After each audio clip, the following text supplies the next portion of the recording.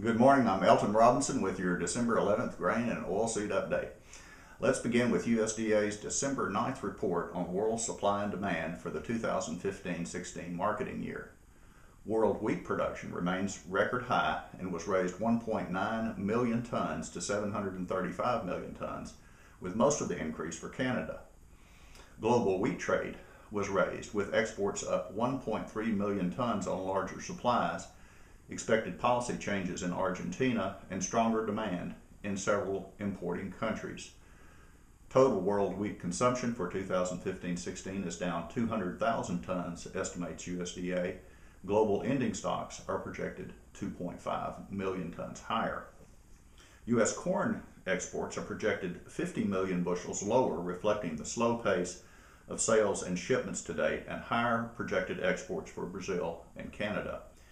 U.S. corn ending stocks are projected 25 million bushels higher at 1.785 million bushels. Corn production is lowered 1.5 million tons for India with reduced area and yield prospects as a result of limited monsoon rainfall. Brazil corn exports for 2014-15, that's March 2015 through February of 2016, were raised 1 million tons to a record 32 million, putting additional pressure on 2015-16 U.S. corn exports. According to USDA, estimated U.S. grain sorghum yields rose 10 bushels from last year and 18 bushels from 2 years ago, resulting in U.S. sorghum production of 555 million bushels. That's a 24% increase from last year and a 48% increase from the year before.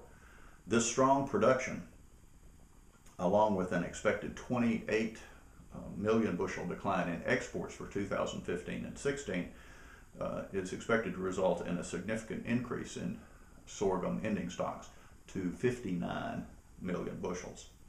Rice ending stocks were lowered 1 million hundredweight to 38.8 million, all in long grain. Long grain ending stocks are forecast at 20.8 million hundredweight, and medium and short grain at 16.1 million. For the third consecutive year, global rice production is expected to, consumption rather, is expected to exceed production, leading to a drawdown in world stocks. According to USDA's Economic Research Service, this suggests that in the event of a major weather problem in any large rice-producing country, prices could rise rapidly since little surplus rice would be available to meet customer needs. Soybean ending stocks are unchanged at 465 million bushels, that's U.S. stocks, which if realized would be the highest since 2006-2007. Soybean oil used for methyl ester was raised 200 million pounds for 2015-16, reflecting the recent Environmental Protection Agency announcement of the biodiesel mandate for 2016.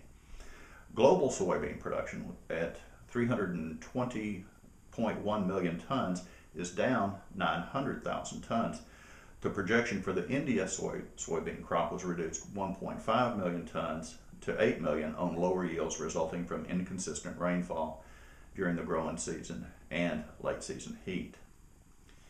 The forecast for total meat production in 2015-16 are reduced from last month. Beef production is lowered on a slower pace of cattle marketings, and pork production was raised on the pace of slaughter in November and early December. And now for USDA's weekly export figures from December 10th. This is for the week ending December 3rd. Wheat exports of 215,000 metric tons were down 46% from the previous week and 31% from the prior 4-week average, with Taiwan, Mexico, and Ecuador as primary destinations. Corn exports of 550,000 metric tons were up 47% from the previous week and 41% from the prior 4-week average, with Mexico, Japan, and Colombia among customers. Grain sorghum exports of 283,000 metric tons were up 64% from the previous week and 46% from the prior 4-week average. China, again, was by far the biggest customer with 262,000 metric tons, along with Mexico, But this week, the Republic of South Africa and Indonesia imported small amounts. Rice exports of 87,000 metric tons were up 60% from the previous week and 53% from the prior 4-week average, with Libya, Honduras, and Japan among destinations. Soybean exports of 1.63 million metric tons were down 19% from the previous week. China was the biggest customer. Soybean meal exports of 232,000 metric tons were down 16% from the previous week, while soybean oil exports were down 17%. Beef exports, meanwhile, were up, of 13,000 metric tons were up 15%, while pork exports of 18,000 metric tons were up 7%. Well, that's it for this week's report. I'm Elton Robinson. I'll see you next week.